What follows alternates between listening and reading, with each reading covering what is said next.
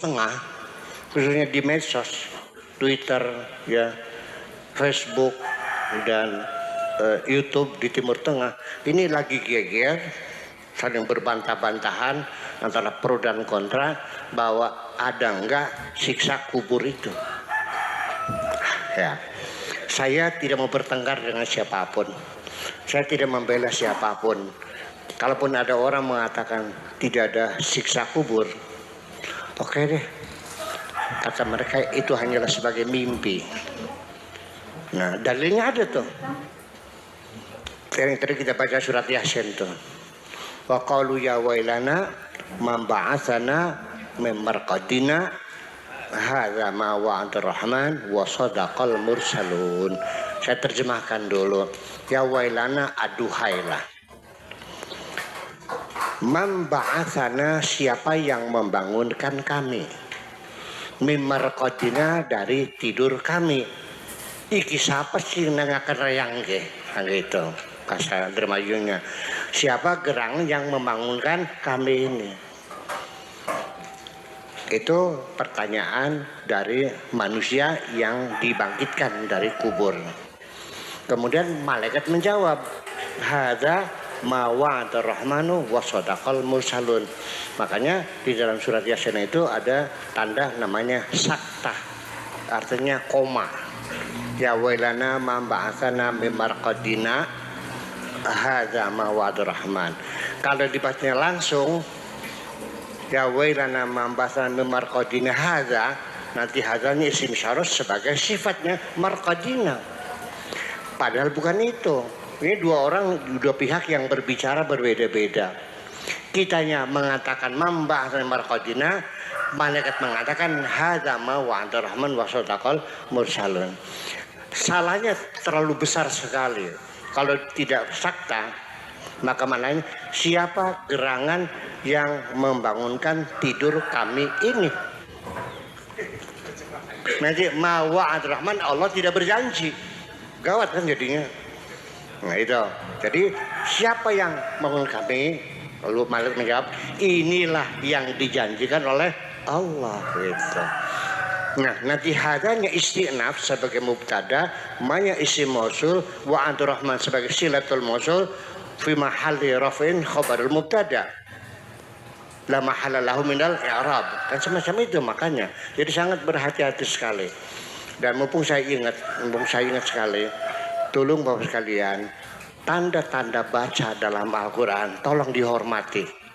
Itu adalah hasil karya para ulama yang solehin, yang menulis Al-Quran, memberikan tanda-tanda baca.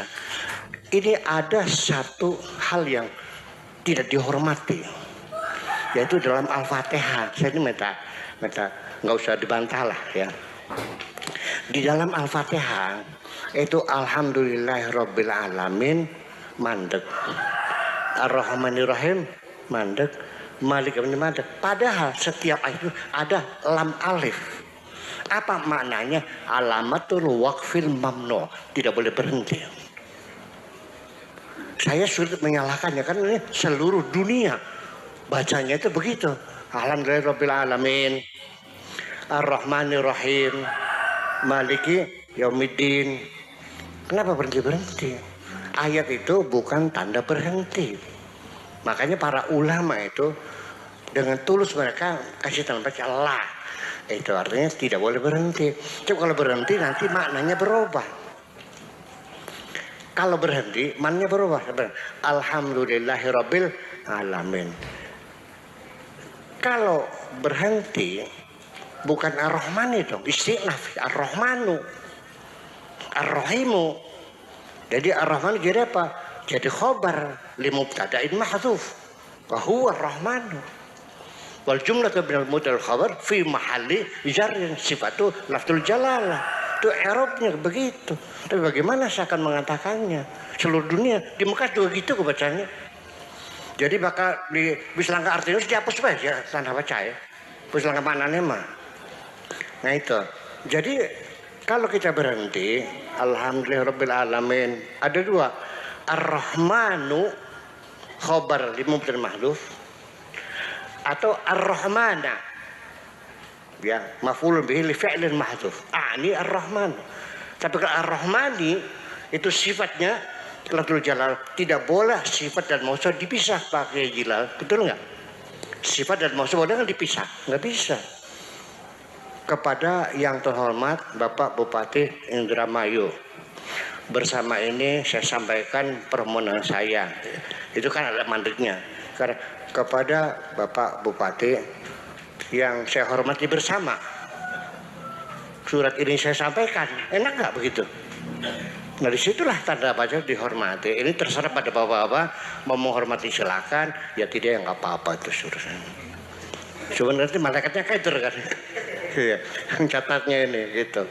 Itu jadi hal-hal yang semacam itu perlu kita perhatikan, dan saya tidak akan mengatakan bahwa orang yang mati selesai tidak ada siksa kubur. Dalilnya ada, ya wailana ma'atamar qadina ada mawadur rahman wa sadaqal musalu, berarti kita ini ditidurkan.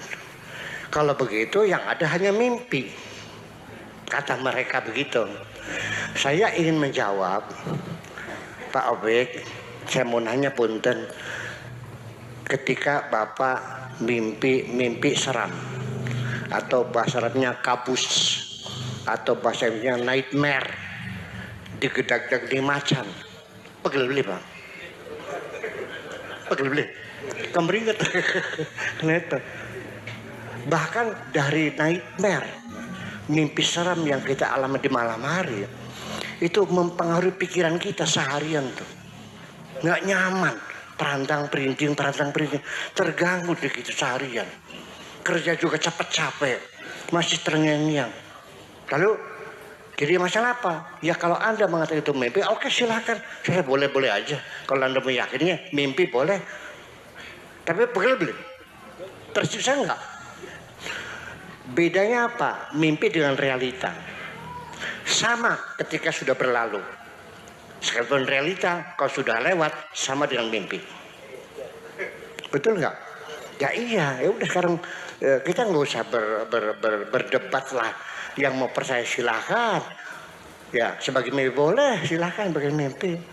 Tetapi bagi saya ini ayat ini, ya wailana mambah samartina, ini adalah untuk golongan orang-orang yang berimbang kebaikannya dan keburukannya di dunia ini. Fa'amma man khaffat mawazinuhu fa ummuhu hawiyah. Tetapi kalau fa'amma man thaqul mawazinuhu fa huwa fi 'ishatir radiyah, nanti ditimbang 1 gram saja. Almarhum kebaikannya 1 ton, 1 gram keburukannya 1 ton, hanya beda 1 gram. Selamat enggak? Selamat. 1 gram selamat. Yang penting asal grewat selamat. Nah ini banyak orang-orang yang kebaikan dan keburukannya itu 50-50, sehingga malaikatnya keder ini. Ini orang mau diapa? Dipendungi anak kebagusannya nggak pancing sorga akhir dosa ya. Tadi ditampaknya kok belek turu. Nah nanti di hari kiamat baru mereka dibangunkan. Kalau saya bernasib seperti itu sudah untung sekali ditidurkannya. Iya, tapi kalau pulangnya membawa kemusyrikan, membawa dosa-dosa, kemaksiatan, ya tentu jadi ada siksa kuburnya. Nah kalau pulangnya tidak membawa dosa, murni semuanya, dosa sudah diampuni seperti para aulia, para ulama solihin yang nyatanya bersih, ya tidak ada dosa sedikit pun, ya begitu masuk ya nggak usah nunggu kiamat. Ngapain nunggu kiamat? Langsung masuk surga. Jadi surga sekarang sudah ada penduduknya. Tunggu apa lu nganggur baik? Iya kan. Nah, tetapi bisa nggak kita langsung masuk surga? Sulit. Dan tetap aja kita ini selalu berdosa kok. Iya. Jadi kita paling-paling ya akan ditidurkan. Jadi kalau dia sudah lulus 100% kebaikan semuanya, ya sudah tinggal langsung dikirim ke surga. Makanya ayatnya ada lagi ya. Siapa itu yang begitu? Yaitu yang sudah mencapai tingkat nafsul mutmainnah. Makanya orang yang sudah tingkatan nafsul mutmainnah nanti ketika pulang dijemput. Dikasih sinyal dulu, ya ayatuhan nafsul mutmainnah. Ada apa Mang Malaikat? Saya datang untuk menjemput Anda. Ya ayatuhan nafsul mutmainnah. Irja'i ila rabbik. Yuk pulang kepada Tuhanmu. Rodiyatan mardiyah, kamu senang, Tuhanmu senang. Siap? Oh sudah lama saya tunggu, aku sudah merindukan kau. Ya saya balik. Fadkhuli fi ibadi, ayo bareng-bareng dengan hamba-hambaku berangkat. Begitu sampai tujuan, fadkhuli jannati, silakan masuk surga. Itu bapak-bapak pengen gak kira-kira mati langsung surga? Pengen. Jangan bawa dosa sedikit pun. Iya, jangan bawa dosa sedikit pun. Siapa yang bisa masuk surga tanpa menunggu kiamat? Yaitu ketika pikiranmu melihat batu dan berlian sama. Ketika disajung dan dihina sama. Berarti kamu sudah fana sebetulnya. Jadi untuk tingkatan nafsul mutmain itu orang-orang sudah tingkatan fana. Yang penting begini saja, jangan berharap kita tidak bersalah. Ya pasti kita bersalah. Yang hebat bukan orang yang tidak bersalah, yang hebat adalah orang yang berdosa tapi segera bertobat kepada Allah. Itu yang paling hebat. Oke, itu saja. Assalamualaikum warahmatullahi wabarakatuh.